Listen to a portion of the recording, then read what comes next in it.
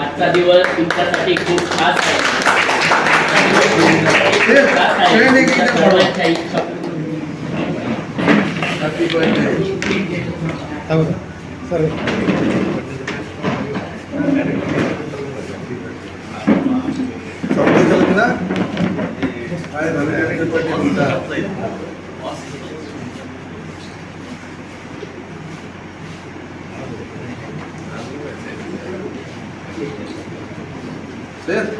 तुम्ही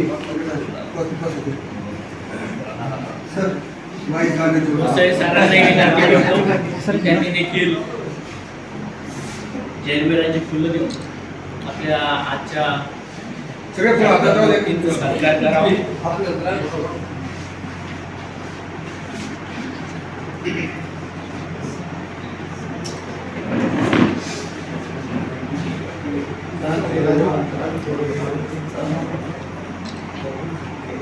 सगळे फुलं झाला आता कुठे मामा भुजबळ साहेब मागून घे फोटो माग. आणि हे स्वप्न त्यांनी आपल्या खांद्यावर दिले आपलं आणि छत्रपती संभाजी महाराज, छत्रपती शाहू महाराज आणि ज्यांच्यामुळे या अखंड भारताला स्वतःचं संविधान मिळालं ते डॉक्टर बाबासाहेब आंबेडकर आणि ज्यांच्यामुळे शिक्षणाची दारे सर्वांसाठी खुली झाली ती सावित्रीबाई फुले, महात्मा फुले आणि ज्यांची आज आपण 300वी जयंती साजरी करत आहोत त्या राजमाता अहिल्यादेवी होळकर आणि आपल्या कर्मवीर शंकरराव काळे एज्युकेशन सोसायटीचे संस्थापक आणि आपल्या सर्वांच्या आग्रहावर आणि ज्यांनी खऱ्या अर्थानं कर्मवीर भाऊराव पाटील यांच्या समवेत काम करत असताना शिक्षणाची गंगा तळागाळातील घरापर्यंत एक कर्मवीर शंकरराव काळे साहेब यांच्या आपल्या सर्व महान मुलींच्या प्रतिमेस आणि यांच्या व्यक्तींना अभिवादन करून आजच्या कार्यक्रमाचे प्रमुख पाहुणे प्राचार्य न्यूज शेख आणि आमच्या सोबत असणारे सरकारमध्ये आपल्या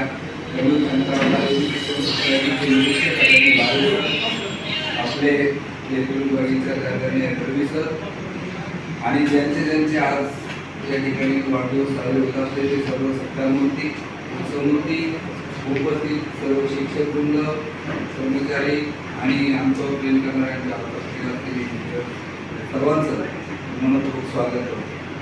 खरं तर आज हा क्षण आमच्यासाठी अनुभवाचा आहे. आयुष्यामध्ये येतो आपण, आपली माता 9 महिने आपल्याला आपल्या गर्भामध्ये धारण करून आपल्यावर ते जे गर्भसंस्कार करते ते गर्भसंस्कार नंतर आपण 9 महिन्यानंतर या पृथ्वीवर करतो आणि ते अवतरण झालं की आपण त्याला जन्म म्हणतो. या जन्म आणि मृत्यूच्या मध्ये जो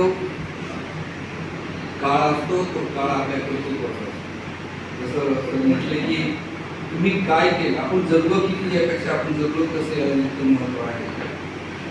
त्या पद्धतीने आपण जेव्हा आपल्या आयुष्याचा विचार करतो की आपल्याला काय ध्येय साध्य करायचं, या आयुष्यात येऊन आपण काय साध्य करतो, तर आपण एकच गोष्ट साध्य करतो ती म्हणजे मृत्यू.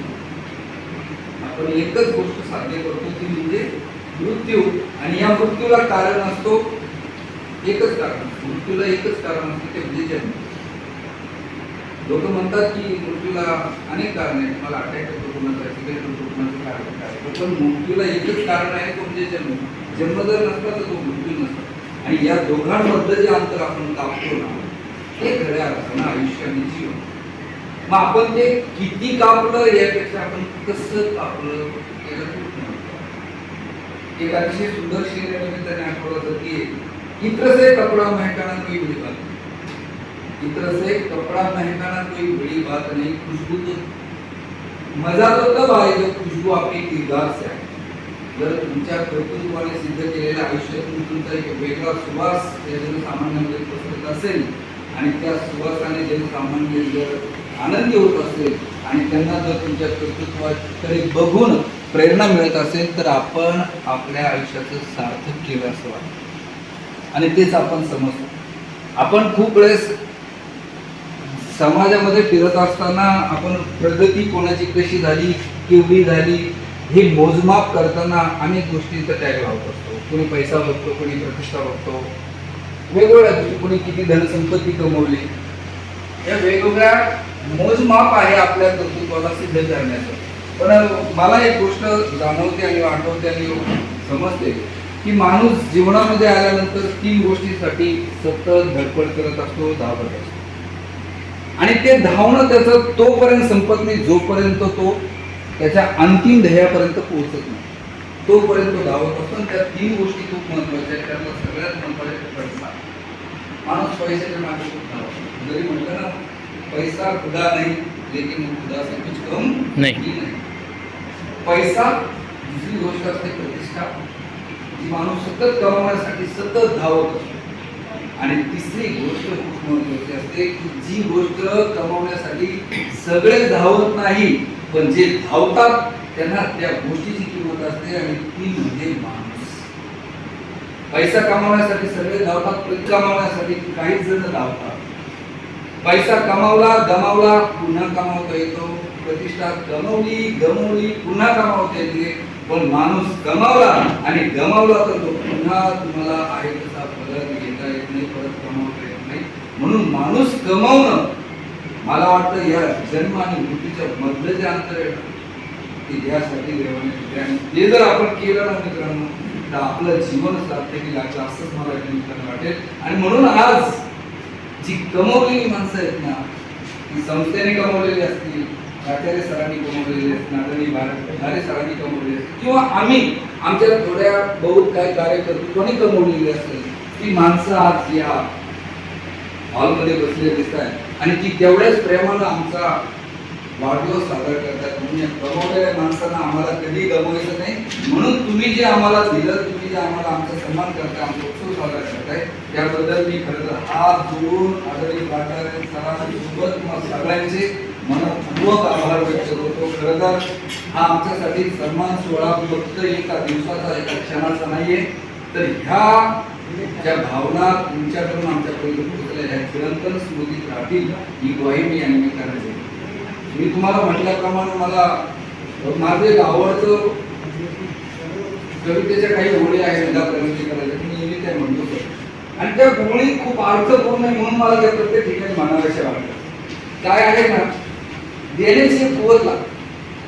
आज आपल्या संस्थेमध्ये 1 जून ही तारीख जरी ऑथराईज काहींची नसली, काहींची असू शकते, जरी ती 1 जून ऑथराईज त्याची जन्मतारीख नसली तरी सुद्धा त्यांचा वाढदिवस साजरा झाला पाहिजे. ते आपल्या संस्थेचे कर्मचारी नाही, ते आपल्या कुटुंबाचे एक सदस्य आणि या कुटुंबातील सदस्यांचा यथोचित सन्मान त्याच्या वाढदिवसाला झाला पाहिजे. हा विचार जेव्हा आपल्या शाळेचे प्राचार्य शिक्षक यांनी आदरणीय दादा समोर मांडला आणि त्याच मोठेपणाने या सगळ्यांना होकार दिला म्हणजे त्यांनाही आपल्या सन्मानाची तेवढंच कौतुक आहे, आपल्या कर्तृत्वाचं तेवढंच ज्ञान आहे, तेवढंच कौतुक आहे म्हणून तर त्यांनी आपल्याला दिलं. आणि म्हणून ही देणारी व्यक्ती आहे, ही देणारी माणसं आहे आणि देताना मात्र हात कुठल्याही प्रकारे संकुचित नाही. मला एक मुद्दाम काम म्हणायचं आहे की आमच्या समोर शाळेकडून आलेला जो केक होता ना तो हॅवमोरचा होता आणि हॅवमोर ही कंपनी इतकी ब्रँड आहे या क्षेत्रामध्ये तिचा केक होता म्हणजे त्याच्यात अजिबात संकुचितपणा किंवा गलिष्ठपणा नाही. आपल्या माणसाचा सन्मान करायचा, आपल्या माणसाचा उत्सव साजरा करायचा, आपल्या माणसांचा उद्योग करायचा तो तेवढ्याच मनापासून झाला पाहिजे कारण ती व्यक्ती ती माणसं या संस्थेच्या प्रगतीसाठी खालीचा वाटा प्रामाणिकपणे उचलतात हे त्याच्या माणसं करायचे. म्हणून त्यांना वाटतं की यांच्यासाठी हे दिलं पाहिजे. देणाऱ्याने देत जावे आणि घेणाऱ्याने घेत जावे. आम्ही देणारे आज आम्ही 3 जणांनी उपस्थित त्यांचा वाढदिवस हे सगळे घेण्यासाठी पण देणारा कोण आहे आज धर्मवीर शंकरराव काळे एज्युकेशन सोसायटी. आणि म्हणून देणाऱ्याने देत जावे घेणाऱ्याने घेत जावे आणि घेता घेता एके दिवशी त्या देणाऱ्यांचे हात घ्यावे.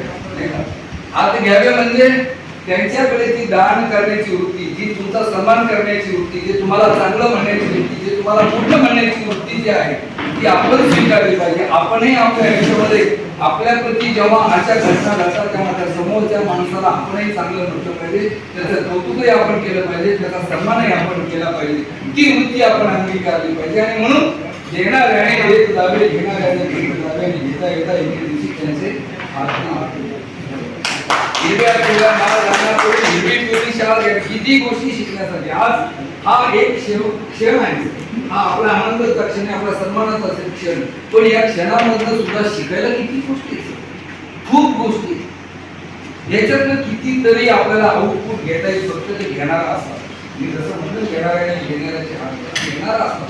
ज्याला कळलं, ज्याला उमजलं, ज्याला ज्ञात झालं की मी याच्यात ही गोष्ट साध्य करू शकतो आणि या गोष्टीचा मी माझ्या जीवनभराच्या आचरणात उपयोग करू शकतो, तर त्या घेण्याला अतिशय महत्व आहे. म्हणून हिरव्या पिवळ्या माळ गाणं करून हिरवी पिवळी शाल घ्यावी, सह्याद्रीच्या कडेकडून छातीसाठी ढाल घ्यावी, वेड्या पिशा ढगांकडून वेडे पिशे आकार घ्यावे आणि माती मधल्या प्रश्नासाठी त्या धरतीकडून हुंकार घ्यावे, उसाळलेल्या समुद्राकडून पिसाळलेली आयाल घ्यावी आणि संत वाहणाऱ्या त्या भीमेकडून तुकोबाची माळ घ्यावी. घ्यायला भरपूर आहे, इतकं आहे जगात, प्रत्येक ठिकाणी घ्यायला आहे. फक्त घेणाऱ्याला ते कळलं पाहिजे, तो राजहंस असला पाहिजे. दुधामधील फक्त दुधक्षार त्याला ओढता आले पाहिजे. पाणी बाजूला टाकता आलं की समजायचं आपण आपलं जीवन जगलो, ते सार्थकी लागलं. आणि जीवन सार्थकी लागण्याची काही प्रमाण असतात जे अशा क्षणी आपल्या निदर्शनास येतात. त्या अशा क्षणी आपल्याला जे कळतात, समजतात, उमगतात. जेव्हा कोणीतरी तुमचा उदो करतो, जेव्हा कोणीतरी तुमच्या कौतुकाला दाद देतो आणि तुमच्या पाठीवर शाबासकीचा हात फिरवतो, तेव्हा आपण आपलं काम करतो आहोत. आणि आपल्यासाठी जो जन्माचा दिवस आणि मृत्यूचा दिवस याच्यामधलं अंतर आपण ते जे कापतो, ते कापत असताना आपण त्याला कुठेतरी प्रामाणिकपणे न्याय देतो. एवढं जरी झालं तर मित्रांनो आपण खूप जिंकलं आणि आपल्या आयुष्याचं आपण सार्थक केलं असं त्याच्यातनं वाटेल. आणि म्हणून आज हा सुवर्णमय क्षण आमच्या सगळ्या एक जीवनवाल्यांचा तो आज आदरणीय प्राचार्य सरांनी, आदरणीय ताई आणि दादा यांच्या प्रेरणेने मार्गदर्शनाखाली पळवणीने साजरा केला. त्याबद्दल मी त्यांचे आभार व्यक्त करतो. मी दादा फक्त जास्त वेळ देत नाही, एक क्षणभर या एक जूनची माझ्या आयुष्यातली घटना किंवा माझ्या आयुष्यातली महत्व त्या आयुष्यातलं ते तुम्हाला सांगतो. 1 जून माझ्यासाठी खूप मोलाचा आहे सर. जरी तो सरांनी सांगितल्याप्रमाणे की सरकारी जन्मदिवसाची तारीख नाही असली तरी सुद्धा ना ही गोष्ट प्रत्येकासाठी खूप अनुभव आहे, खूप महत्वाची आहे. सरकारी तारीख बाजूला, पण त्या दिवशी तुमचा जन्म झाला हे खरं आहे. जरी तो तुमचा प्रत्यक्ष आईच्या उदरातून नाही झाला ना, तरी तो तुमच्या भावनाने, तुमच्या मनाने, तुमच्या विचाराने त्याच दिवशी होतो, याच्या मनाचं खूप ठाम मत आहे. ज्या दिवशी माझी आई, मी आपला क्रेडिट असेल, फाटक्या याच्यात कशा तरी असेल, गावातल्या जिल्हा परिषदेच्या शाळेमध्ये मला शाळेत दाखवायला घेऊन गेली सर, दाखल करायला घेऊन गेले आमची आई. आणि मला तो क्षण आठवतो. 5, 5.5, 6 वर्ष इनफ आहे. आता सध्याच्या पिढीला तर ज्ञान यायला किंवा ती समज यायला इनफ आहे. मला आई घेऊन गेलेली आठवतो. कोळपेवाडीमधील जिल्हा परिषद प्राथमिक शाळा, 4 शाळाचा 4 वर्ग खोल्यांची जी शाळा. आणि गेल्यानंतर सर सागर देसाई आपल्याकडे फोटोग्राफर, सागर देसाईंची आजी देसाई ताई ह्या त्या शाळेमध्ये मुख्याध्यापिका होत्या. आणि मला घेऊन गेली माझी आई आणि मी ताईंना पाहिलं आणि मी इतका घाबरलो. तो घाबरण्याचं कारण ताई खूप दंड अशी त्यांची बलदंड अशी त्यांचं शरीर इष्टी होती. आणि घाबरलो आणि आईच्या हाताला जो झटका दिला तो मी घरी पळून आई आली. परत खूप बदललं. परत ओढीत मला आणलं शाळेत. पण शाळेत आणत असताना मग तारा अक्का जी माझी मोठी बहीण आहे तिला घेऊन आली आणि चाल याच्याबरोबर तू चाल. मी म्हटलं मी एकटा जाणार नाही, मला नाही बसायचं. तू मला त्या ताई खूप ते बाई ती अशी त्या बालिशपणाने जे काही बोललो असतो त्यांच्याबद्दल ते झालं. तारा अक्का म्हणजे माझी मोठी बहीण आली, ती घेऊन आली, आई आली आणि सरांनी विचारलं हा आता शाळेत दाखल करायचंय. माझी बहीण माझ्यापेक्षा 2 वर्षांनी मोठी, 2 वर्षांनी मोठी आहे. सरांनी विचारलं की याची तारीख किती टाकायची. आईला काय माहिती याचा जन्म कधी झालाय, कोणालाच माहिती नाही. हा ते झाला म्हणे ते 72चा दुष्काळ पडला आणि त्याच्या 2-3 वर्षांचा तो जन्म झालाय. आता तिथे काय होऊन झालं तयार नाही. मग तारा हक्काची म्हणजे माझ्या मोठी बहिणीची जी तारीख आहे तीच तारीख आहे म्हणून सांगितलं 1/6/75. मी 77चा किंवा 78चा असू शकतो, पण मी 1/6/75 आणि त्या दिवसापासून आमच्या दोघांच्या वयामध्ये 2-2.5 वर्षाचा फरक असूनही आम्ही एकाच दिवसाचे झालो, एकाच दिवशी वाढदिवस साजरा. अशा पद्धतीने ही सरकारी तारीख दिली असली तरी सुद्धा कुटुंबामध्ये आमच्या चव्हाण परिवारामध्ये सर 13 जणांचा एका दिवशी वाढदिवस. 13 दिवस 13 जणांचा 1 जानेवारीला संध्याकाळी सगळ्यांचा एका दिवशी वाढदिवस. एकाच केक मध्ये काम. त्याच्यामध्ये माझे 3 भाऊ आहेत. मग त्यांचे फक्त साल वेगळे पण तारीख दाखल करण्याची एकच. सांगायचं तात्पर्य फक्त एक आहे या निमित्ताने की आपण जरी जन्माला वेगळ्या दिवशी आलेलो असलो तरी सुद्धा आपण आता या तारखेला तेवढंच महत्त्व देऊन आपलं जीवनमान जगूया. आणि आज ज्या पद्धतीने या संपूर्ण कार्यक्रमाच्या अंतर्गत आम्हा सर्व 1 जून जन्मवासियांचा सोहळा या निमित्ताने पार पडला, त्याबद्दल मी कर्मवीर शंकरराव काळे एज्युकेशन सोसायटीचे सन्माननीय चेअरमन आदरणीय अशोकदादा काळे साहेब, आपले ट्रस्टी, आपल्या कोपरगाव विधानसभा क्षेत्राचे सन्माननीय आमदार आशुतोषजी काळे, आपल्या आदरणीय सचिव सौ चैतन्यताई काळे, आपले निरीक्षक आदरणीय बारे सर, आपले प्राचार्य आदरणीय श्री नूरशेख सर, दळवी आणि तुम्हा सर्वांचे मी पुन्हा एकदा आम्हा सर्व 1 जून वर्षाच्या वतीने मनपूर्वक आभार व्यक्त करतो आणि आमचा हा सन्मान या निमित्ताने केला त्याबद्दल मी माझ्या परिवाराच्या वतीने सुद्धा तुम्हा सगळ्यांचे खूप खूप आभार व्यक्त करतो.